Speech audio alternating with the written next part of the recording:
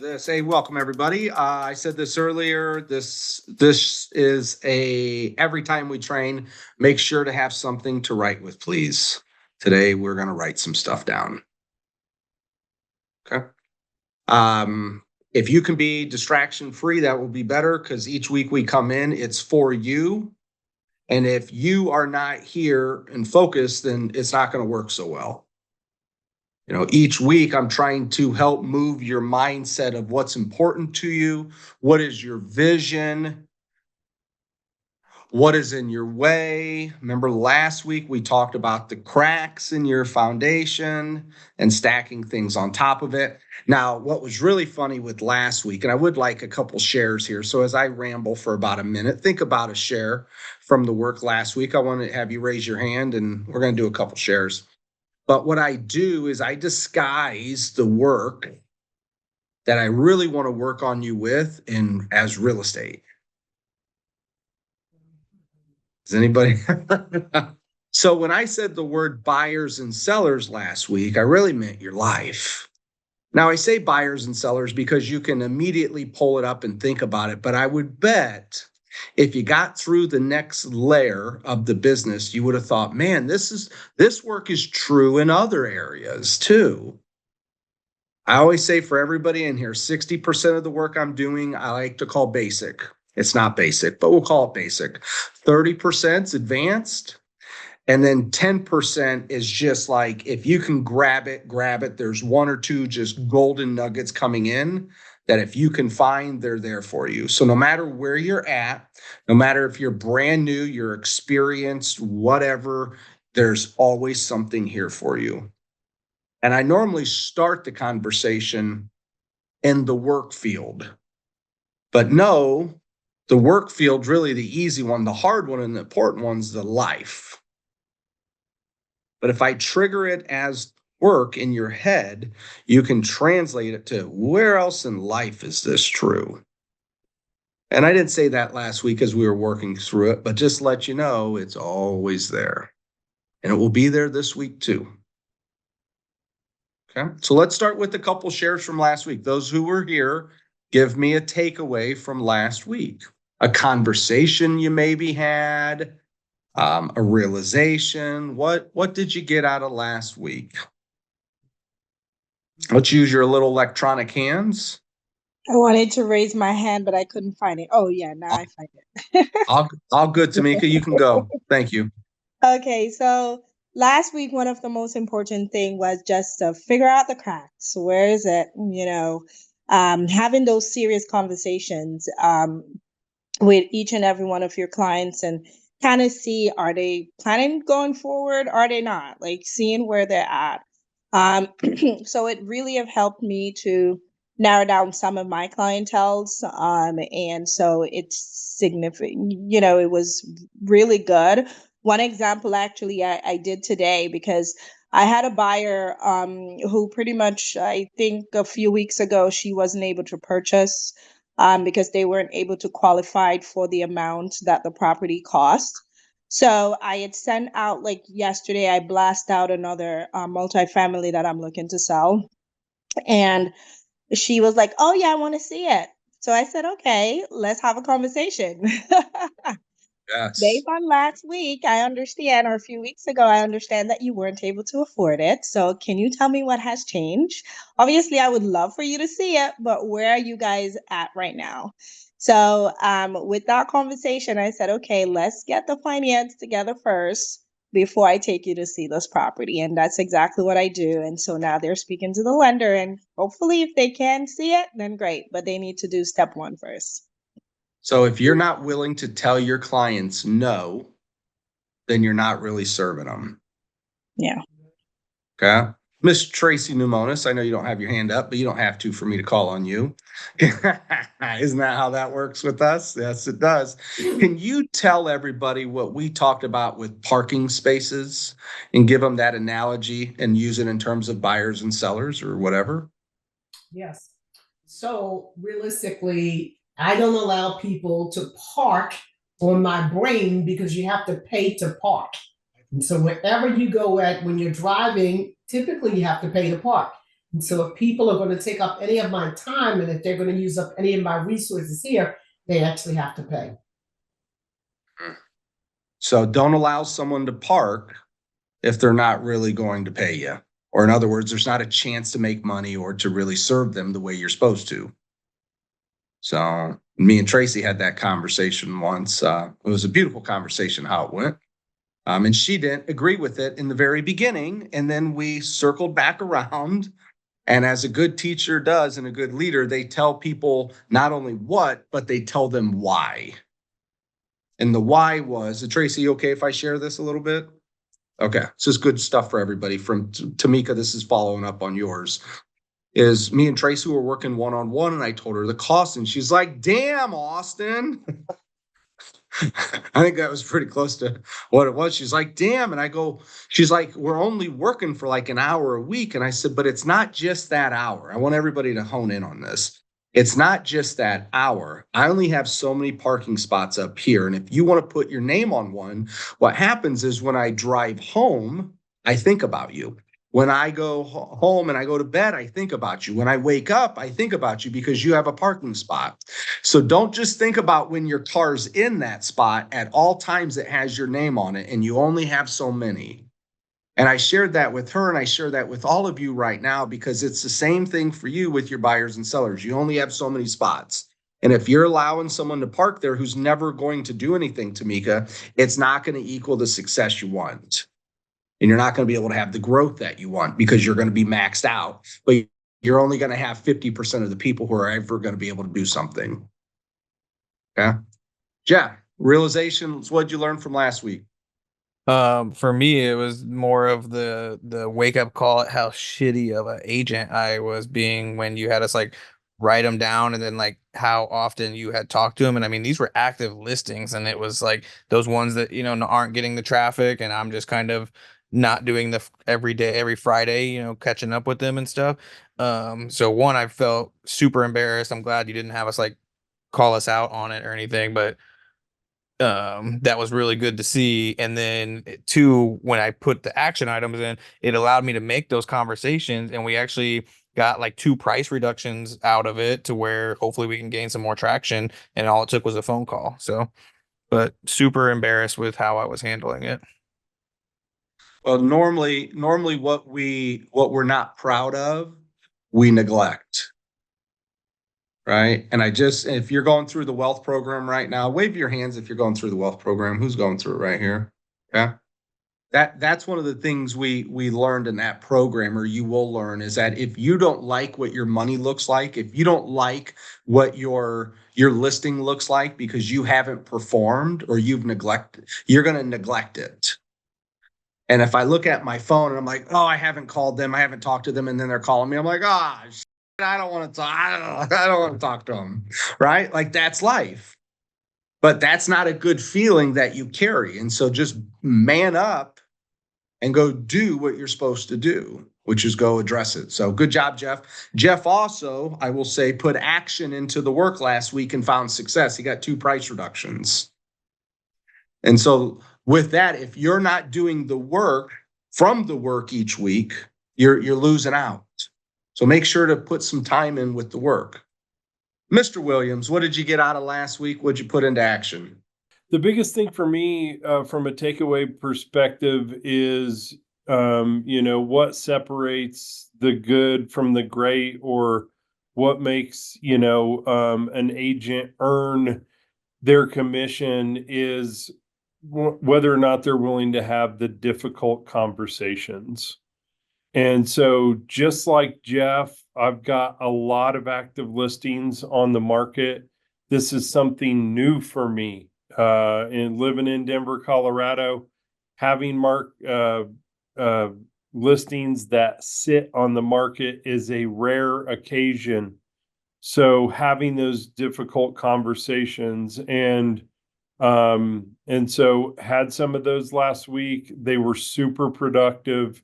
And it was walked away with 3 price reductions on these. We've got some pretty motivated sellers in different different scenarios for each of them. However, it's like, this is not something that any conversation we want to have after we're 200 days on the market. But it's necessary. And so just got kind of piled on with support after that. So, just like, hey, Corey, we know you're working hard for us. We know you're making the calls. We know you understand the market. We know that you've been, attempting to preserve the dollars that we have. And so, again, just making sure that you are willing to have those difficult conversations is what is going to separate you from the rest. Love it. Love it. Thank you for sharing. Sharon. I'm Sharon. I'm somewhat back in real estate, 20 years experience, but I retired for 10 months and back. So the point is, what I got out of this is I love your hit 3 times a week, 4 times a week, doing things to, resurrect the dead, so to speak. So I don't have any contact after 20 years. I've retired, get it? So I made a to-do list. I just recreated one. The one I had before, I just did a new one. Yeah. I added maybe 7, 8 more of them to the list, all the things you mentioned, and I will be having a one-on-one with my team girl to make us start working. Love it. Love it. Well, we need to just get her in here. Well, I'm not seeing, I don't know why, but yes. It's okay. You bring them in, you let me shake them up, and then you hold them accountable. You got that right. I always said, let me be the bad guy.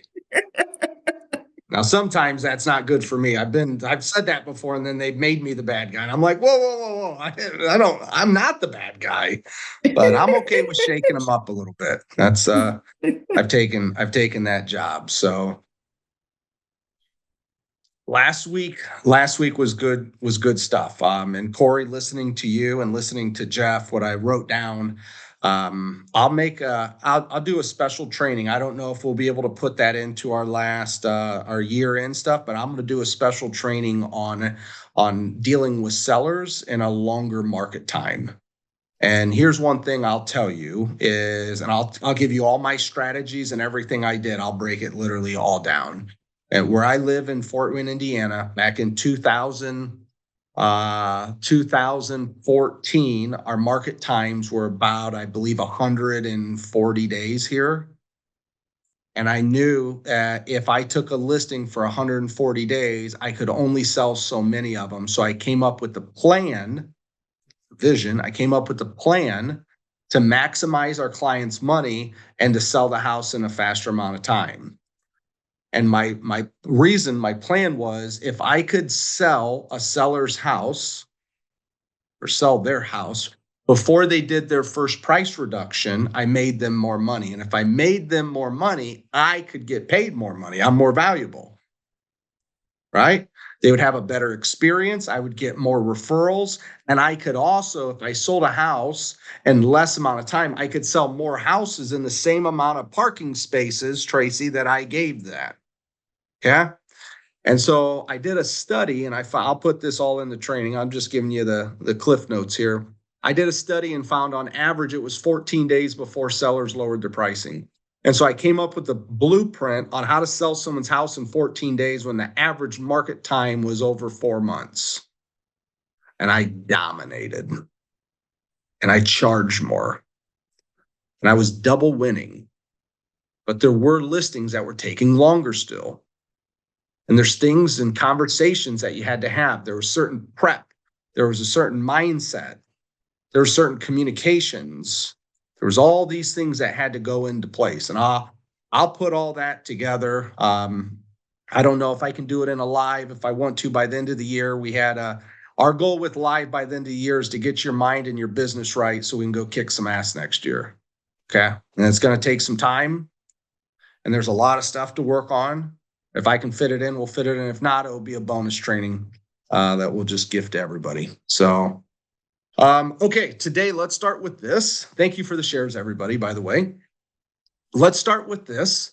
Write down how much income you think you're going to make this year. Yep, just guess. Just guess. Don't. I saw half of you look at me like, it's not over. I don't know, Austin. Just guess. Yeah, this year.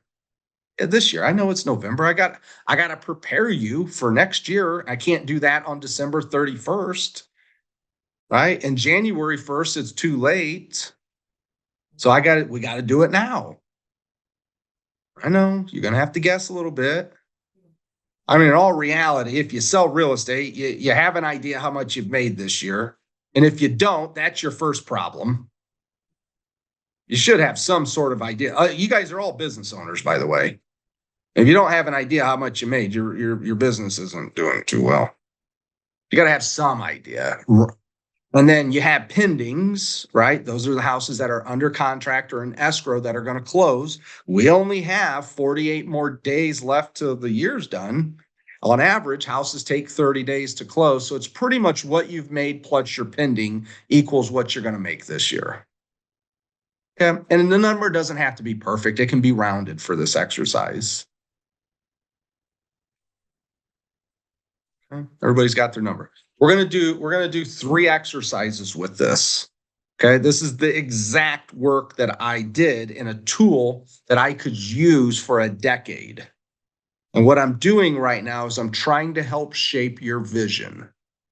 I'm trying to show you where the problems are. Jeff, you can answer that how you want to. I have a question. Yes. Is that the gross number you want, or you want what we're making personally?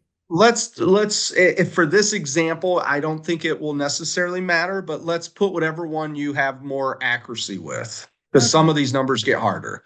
Okay. And so I would I say, have accuracy with both, but I just wanted to see.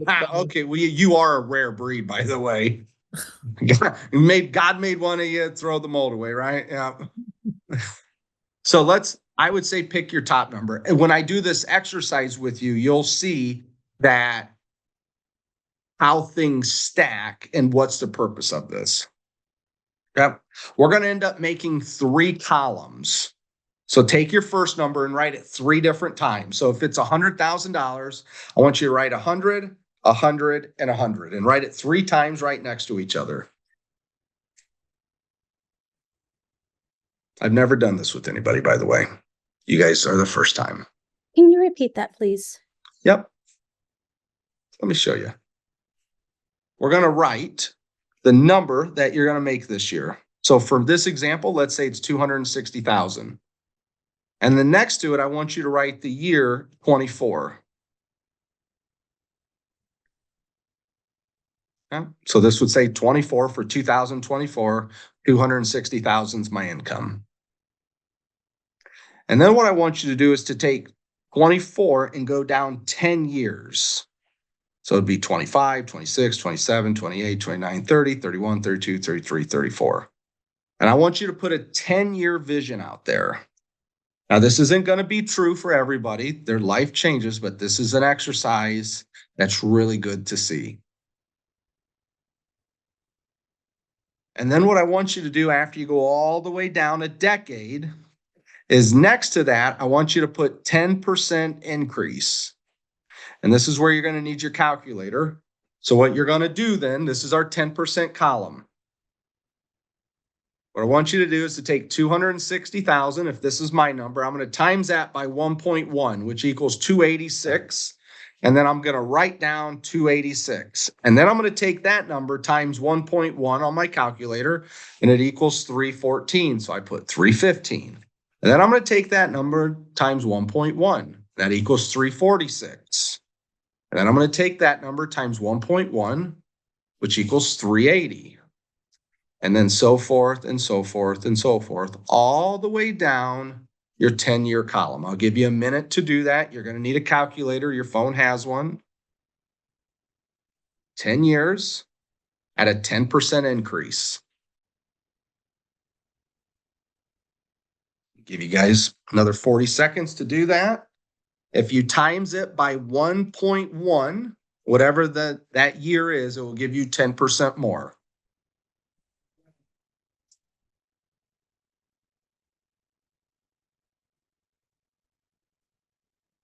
Okay. So this represents your life and your income at a 10% increase year after year after year after year. Now, in all reality, we know it doesn't work that way. Some years are big, some years you go backwards. But what this does is it gives you a potential vision to live into. And for this example, I'm going to use what I have on the screen. So this says in 2025, if I agreed to this vision, in 2025, my gross, let's say I needed to make was 675. If Shelly made a good point, if this is what you want your net to be, that's fine. Use your net. It really doesn't matter. What matters is what number is important to you. Because as you'll see, this is my 10%. Now, what I want you to do next is I want you to do the same thing, but I want you to do a 15% increase.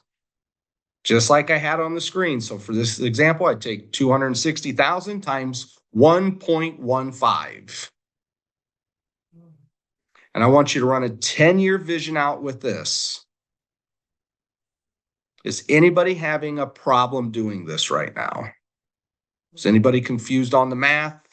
I can't see you, so just help communicate. Just open up your mic if you are. I'll explain it again. You're going to put the year, which would be 24. So where I have 15 here, this was 2015 for me.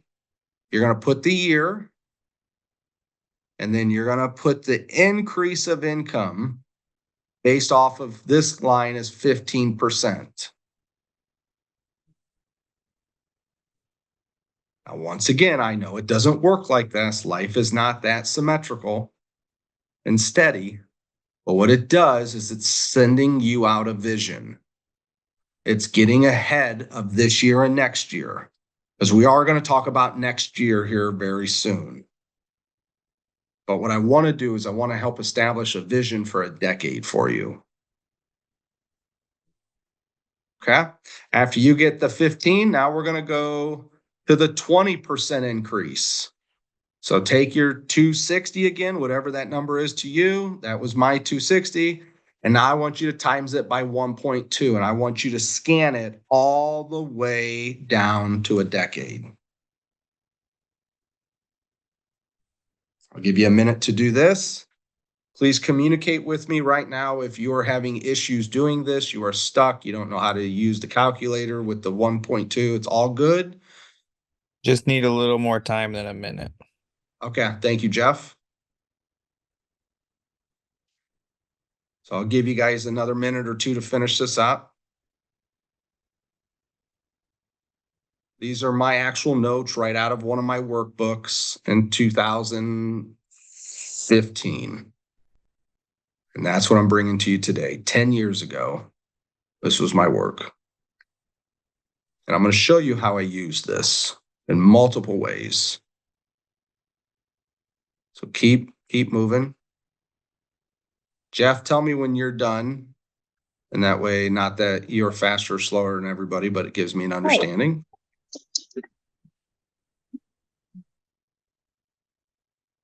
So what you should be doing right now is filling out 3 columns. You got a decade of time on your left, starting with 2024, 2025, 2026.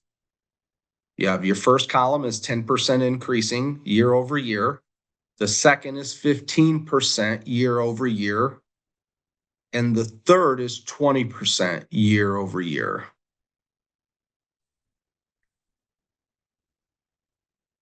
Okay. You guys should be getting close to finishing this up.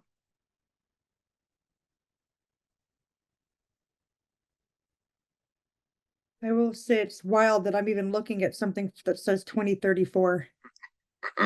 Welcome to our training. My job is to help you establish a vision, to live into it, to figure out what the problems are, and then to plow through it. Jeff, are you finished up? Just finished the last one. Yeah. I'd much prefer to do the 20%. So let's. Sure you do. It comes at a cost. Damn. Yeah. Of course it does. Damn it, it's too bad it's not free. Okay. Let me show you a couple ways that I've used these numbers in over the last decade. The first thing is we need to pick a path. What is the path?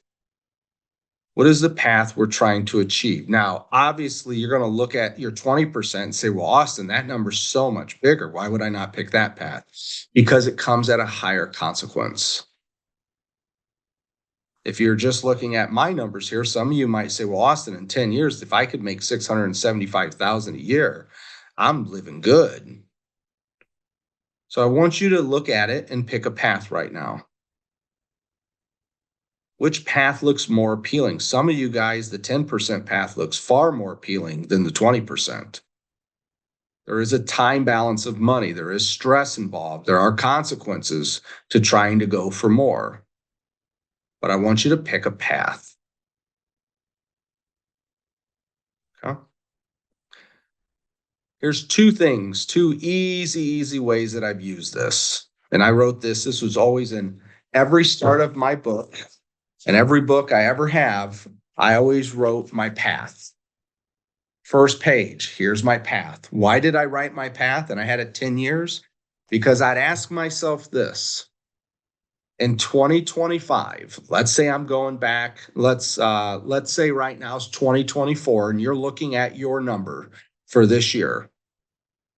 Okay. And then you scroll that all the way down to 2034. Okay. If this is your path, here's the question I want you to ask yourself. Can you make that amount of money doing what you currently do? For some of you, it's a yes. For some of you, it's a no way. And I ask that question again. Can you make that amount of money doing what you currently do? You know, if I said, hey, your income's going to increase 20% a year, that doesn't seem like that much, right? Like, I mean, in all reality, to do 20% more than I did this year, that might feel like the minimum standards to some of you. Heck, even 10% might feel like the minimum standards. Well, if that's the case, and I fast forward your vision a decade, are you going to be able to make $4 million doing what you're currently doing today? And if the answer is yes, great. If the answer is no, then you know you're going to need to pivot your servings to the world, your work. You're going to need to pivot at some point, right? Oh, shit. Some of you guys, this is hitting. At some point, you're going to need to pivot. This was the exact math that I use when I realized that what I'm currently doing today, I cannot be doing in 10 years if I ever wanted to achieve this. Now, this might not be the most important thing either, but I bet if you put a 10-year vision out, it wouldn't be to make less money in 10 years unless you're trying to retire of some kind or slow down. That's a completely different bucket. Here's the next thing I did with this. I want to see you guys when I say this. I'll come back to that. Here's the next thing I did with this. This was pre-negotiated. Okay. A lot of things I do in life are pre-negotiated. What that means is once I make up my mind, I don't negotiate with myself. Okay. So next year, when somebody, I'll give you just a live example. My last company I worked for said, Austin, I'd like for you to train all my agents on how the hell you were successful because no one would have believed it. You were like the horse that had a disease and 3 legs and you won the Triple Crown. And so I said, well, okay, well, how much time do you want from me? And they said, I'd like for 1 day. I'd like for you to do this 1 day, and I'd like for you to train at 5 of my different real estate locations across northern Indiana. I said, that's okay. I can do that in 1 day. And they're like, well, how much do you want? And I said, oh, that's already done. And they go, what do you mean? I said, I already know what my rate is next year. They're like, what are you talking about? And I opened up my book and I showed them 450,000. And I said, well, here's the easy math. You take that number, you divide it by 5 days a week. And if you want one of those, that's how much you pay me. And they go, well, we can't pay you that much. That's way too much. And I said, that's your problem, not mine. Because when I have the vision, what I'm looking to do is to figure out what work can fit into that. You see, right now for 450,000, I'll go over to Sharon's house and I'll sweep her floors every day if she's willing to pay me $90,000 one of my days a week. I looked at 90, 90, 90, and 90. I need to make $90,000 on my Mondays. And if she's like, Austin, I want you to clean my windows and sweep my floors, I'll say, hell yes, as long as you're nice to me. But here's the cost. I don't care what the job is. This is the cost. Because my mindset was already pre-made on what I'm doing, and this is what I'm charging. And so she looked at me, and she looked at me so dumb, she couldn't do anything other than to say yes. Because she wasn't negotiating with me that day. She was negotiating with the Austin that wrote this in the book 3 months ago. And that guy's not here. The only guy that was here is the one that's carrying out that vision. You guys see what I'm saying here? So whatever number you wrote for next year, you got to ask yourself, am I doing the work today to make that type of money? If your number's 300,000 for next year and you work on average 40 hours a week, 50 weeks a year, that's 2,000. You need to make $150 an hour to hit your goal. Period. And so the work that you're doing, are you making 150,000? When you go work with that buyer, $150 an hour. Apologize there. When you work with that buyer, when you work with that seller, when you sit in here, you're not making any money in here. You guys could be doing a lot of referrals with each other, by the way. But you might not be making money in here. What you're doing is you're sharpening your saw to be able to make money. That's what you're doing. So that way, when you go out in the world, you're not making $11 an hour, you're making 150. And so there's multiple ways to use that. What I want you to do is to write down your 10-year vision and pick a path and say, am I able to make this kind of money in a decade from now doing what I'm doing? And if not, you need to be looking for another opportunity. I don't know what that is. Some of you might need to buy some real estate and have your real estate make you some money. Some of you are going to realize what you're doing at an hourly rate, you're capped, and you're not going to make any more. You're not going to sell any more than 70 houses a year, and that paid you $600,000, but your number said 6 million in 10 years. How the hell are you going to make $6 million doing what you do today? It's not possible. So you're going to have to make a commitment. Am I going to grow into my future self, or am I just going to be happy and stay where I'm at? And this is our growth group, by the way. You here have decided to grow. And so what I'm trying to do is to help you create a vision and turn on the little light bulb that's required to live into it. You might need a second company. You might need some leverage. You might need to hire that buyer's agent. I don't know, but I'm trying to help that little light bulb turn on. Okay. First round of our exercise. Now we're going to get serious. And if I can't get through all this, this will be a part 2 we're working through. Okay. Now I'm going to go to next year. Okay. This is my actual workbook that I worked right out of. In 2015, I wanted to write out my business plan. In Cheviron Live, we're working on business planning for 2025. So here you go. First thing I need to do is to figure out, where's my business coming from? I think everybody here sells real estate, or at least 98% of us. I can't see who's all on. You need to figure out where's your business coming from. Okay? We're not going to guess. We got to have a plan. And so for me, what I knew my plan was, is I built my business by serving the hell out of people and asking my people I served the hell out of, do you know anybody else I could serve?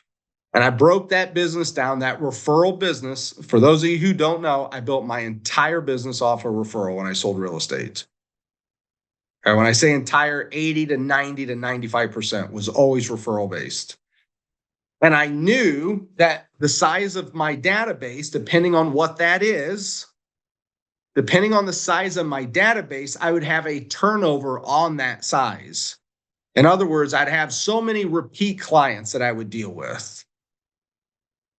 And you can see right here, my referral and repeat business I thought was 56 going into 2016. And I predicted that 26 repeat clients. Let me see if I can zoom that in. 26 deals that I was going to receive were going to be clients that repeated business with me. It was predictable. And then the referrals that I received are a direct relation to the amount of voice-to-voice, face-to-face conversations I had with people. And I could predict that I'd have 30 deals closed from a referral based and 26 that were previous clients, equaling 56 transactions. Okay, I'm going to show you my work right now. You're going to have to do the work on your own. Okay, but I'm going to break this work down for you to show you how to create a business plan that you can succeed with. So I estimated that I'd have 56 closings that year from repeat and referral business. My average sales price, don't laugh at me, it was $160,000. You grow up in Fort Wayne, Indiana, grandpa owns a bar. That was a high number where I was from. That business equaled just under 9 million in sales. My average brokerage, this is where I smoked you guys. My average brokerage back in 2016, I was going to estimate is 3.25%. Now, some of you 3 months ago would say, well, Austin, how's that possible when we only get paid 6% total and we split it in half? Well, because when I went to a listing, I charged 7%. Why? Because I sold their houses in less time. I made them more money and I just collected 1 extra percent to kick all my competition's ass. I thought that was more than fair. Well, that money right there was going to equal $291,200. Boom. I'm estimating this source of business, it was going to equal that. Next, I put a lot of signs in the ground selling houses. I figured I'd get 9 sign deals that year. Okay? 9 based off of the previous years and my energy and efforts toward listings. I knew I was going to get opportunities. They were going to call me. 160,000, 1.4 million. Now that's 3%. Now, why is that one less than that one? Because those sign calls are dealing more with buyers. This business, repeat and referral, I had more listings. So I knew my average commission would be down because it's not like at that point in 2016 that I was taking a buyer and charging them 4%. I was getting paid with whatever the listing was paying. So there's 43,200. Next, I figured I'd have 2 deals from my farm. You ever talk about a geographical farm? I use my neighborhood to do that. I figured I'd have 2. The houses that I lived in were a little more expensive around me than the average house that I sold. So I figured that'd be about $185,000 and they're going to be listing. So I'm back to 3.25. There's another 12 grand. This, when I wrote this, everybody, this was my prediction for next year. You want to see why some people succeed and some don't? How well are you predicting where your business is going? I'm showing you right now how to do it. I figured I'd have 2 deals from who knows where. I put those as other. Run into someone in the grocery store, the gas station, the random one off here. Who knows how this happens? 160 again. That's my average sales price, 320 at 3.25 interest equals 10,000. And then I would take 1 deal from relocation. I didn't like relocation. A lot of work and a little money. It didn't equal success to me. But I figured one of my clients would go into relocation and request me. And because of that, there were a little higher sales price, 3% equals 4,000. You guys with me on the math here? Open up your mic if you got a question here. If there's something that's not clear or something you just have a question, feel free to open up your mic. I cannot see you. I'll take a second for a question here.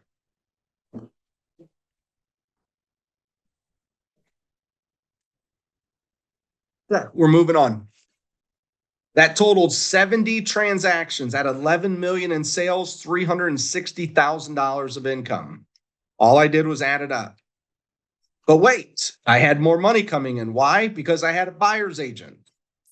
And my buyer's agent, I charged $1,000 a transaction on every deal, and I figured she would have 9. So 9 deals at 1,000 would bring in another $9,000 of income. I didn't include my lot sales. I sold some lots. Why? I'm in sales. I'm slinging anything I can sling. So I'd sell some lots, and I would charge $1,000 a lot back then to sell it. And I figured I'd have 5 sales on my lots equaling another 5,000. And then I figured I'd have 3 referral fees to outside real estate agents like you guys. Like if I had someone moving to where you're located, I would charge a referral fee. And I figured I'd have 3 closings of those, and on average, I'd make $1,000. Your numbers are going to be different than mine. But that bucket equaled 17,000.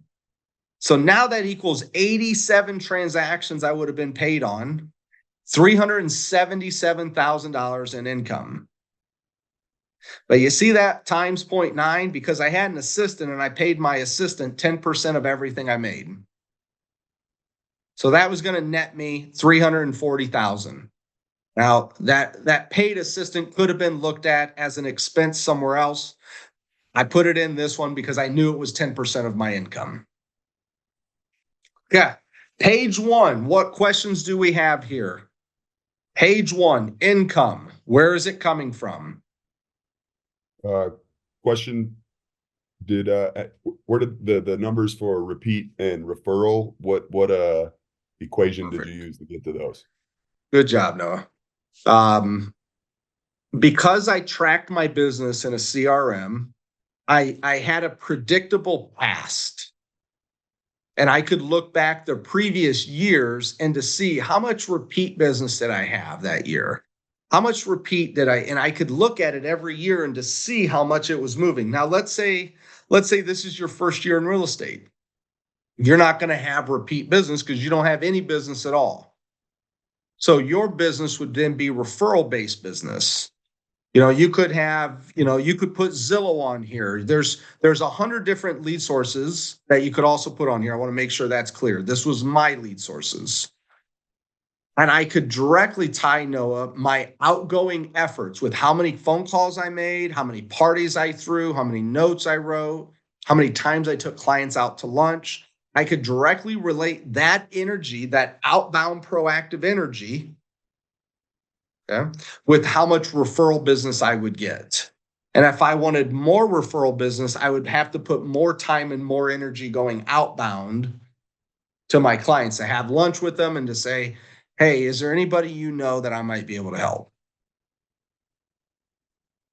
Yeah. So those numbers right there, because I've tracked my business and because I had more than 1 year as an established real estate agent, I was able to get my numbers and use those to predict where my business was going to go. Hey, Austin. Yes, Donnie.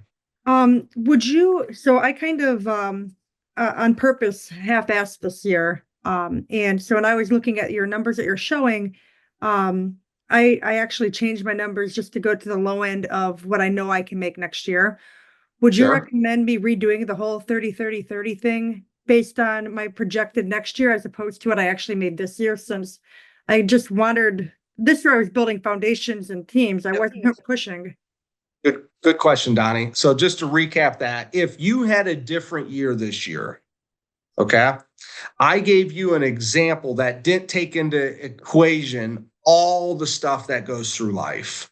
And if last year you made 100,000 and you were focused, and this year because grandma was sick and you decided to take care of grandma because you saved your money and you could do that, and this year you made 20,000 and you use that as your starting point, I would recommend we use a different number, correct? And there's a lot of different scenarios that are going to happen that I won't obviously address when I'm trying to train you. But yes, you have to take into consideration your life, the things that might not make sense.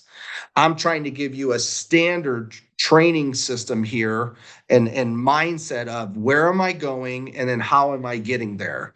And so that number that you would have wrote for next year that you wanted to make should be the same as this bottom, or this bottom should be more than that. You guys clear with me there? Whatever number you said you wanted to make next year based off of a 10, 15, or 20% increase, or maybe you decided to do it another way that works better for you, that number should be this number at the bottom, or the number at the bottom should be larger than that. Okay? If this number's smaller, then we could have an issue unless you have other sources of income, which Jeff was asking about earlier. Okay? This is the front half. Let me show you the back half. And I guess if you got questions on this, if you're not in the Cheviron Facebook community, feel free to post questions in there. I look in there all the time.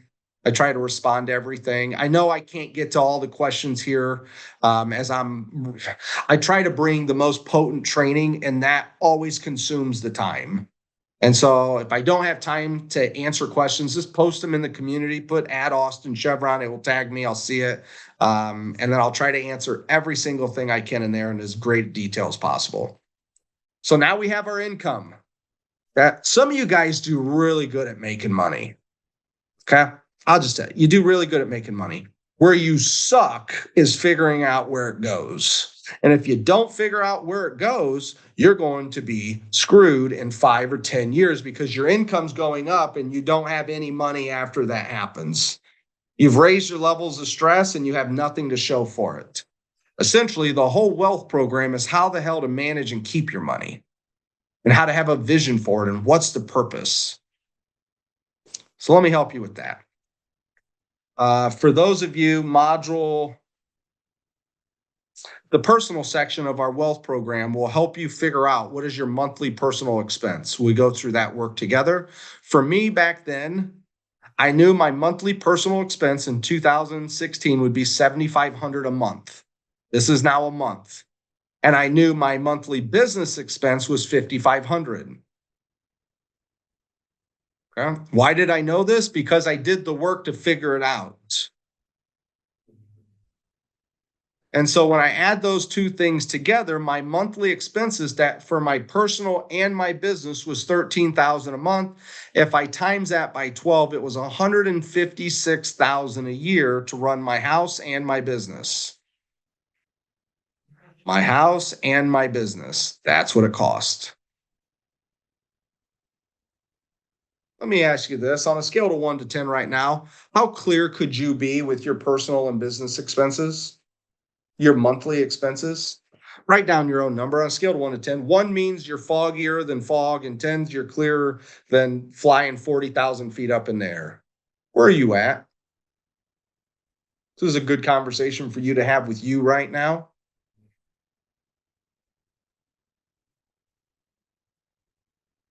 Where are you at? You don't have to answer out loud, but I want you to think about that. So if you don't figure this out, it doesn't matter what you make. Now, yes, I understand there's seasons of growth and times in which your expenses are higher than your income. I get all that. There's seasons, there are periods, but you have to be able to figure out how to live through those seasons. You know, like where I live, the winter comes and it gets cold. I got to figure out how do I live through that cold. Okay, let's keep going here. Taxes, $50,000. How did I know I was going to pay $50,000 that year in taxes? Just open up your mic and say it if you know. How did I know I was going to pay $50,000 a year in taxes? Because you can do math and you understand your tax bracket. Bingo. So look back here. If I knew how much I made, I can estimate what my taxes are going to be based off of that. If I knew I was going to make that kind of money and then I knew what my expenses were, I could estimate my tax bracket and how much money I would owe. And if you have an accountant or a CPA, you can easily say, hey, if I make $340,000 and then I have approximately $5,500 a month in expenses, how much should I set aside for taxes? If any of you have ever been through my wealth machine training, I lay all this out on how much to put away for taxes. And even this kick-ass group right here, this group, probably 33% of you are behind on your taxes. Normally, a normal group, if I was speaking in front of an audience of 500, the normal numbers would be 60%. This group still probably at 33% of you are behind on your taxes. So you got to take that shit into consideration because you're never going to get to your happiness and wealth if you're behind on your taxes. Oh, and by the way, out of the 33% from my findings, half of those people, 16.5% of those people on here, their spouse doesn't even know they're behind. Think that causes a problem? Think that might stop you from sleeping good at night, which is going to stop you from making your phone calls and working hard and being with your kids and your family? You got to get this stuff taken care of. Next, investments.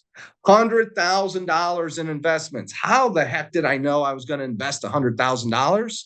Why? Because if I go back to how much money I made, I knew that I saved a certain percent out of every dollar that I made. If you've gone through the wealth machine training where I show you how all the money flows into my accounts and where it all goes, what percentages and what, this is just a realization of how that works. And I knew that I was going to save so much of every dollar that I made. I believe that year being, I believe I was up to, that was my top year, 340. I think I saved 30% of every dollar I made that year. How did I save 30% of every dollar I made? Because I took care of my money. So I'm trying to teach you guys how to do. You took care of the money, so then I knew where it was going to go, and I knew that I had it. Do you guys know how I bought houses? Is because I took care of my money, and I had $100,000 this year to go leverage to get $500,000 worth of homes. This is how you do it. I'm literally showing you right now how it's done. Yeah. So here's how this looks. Yearly expenses, $156 to run my personal and my business. $100,000 is going to go towards investments. $50,000 is going to go towards taxes. Totaling me up, $306,000 is out. It's funding my monthly personal expenses for me and my wife and my kids to have a house and electricity and food. It's running my business. That's allowing me to be able to produce $347,000 a year in income. It's paying the government their share, and it's investing 30% into my future. Equals $306,000 is how much I'm going to need in 2026. Now, here's the next thing. I know if I made 340 and I got 306 going out, I got $34,000 in FU money that I could do whatever I wanted with. This isn't normally where I start my business planning. Normally, we start with goals. Now, I did work on your vision a little bit, your financial vision. But what would be really good for everybody sitting on here is to go through this exercise that I went through with you. This comes directly out of my notebook from 2016.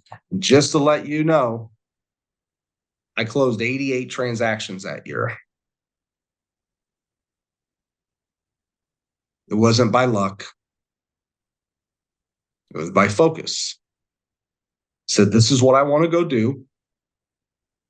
This is what I need to go do it. This is where my money is going to go.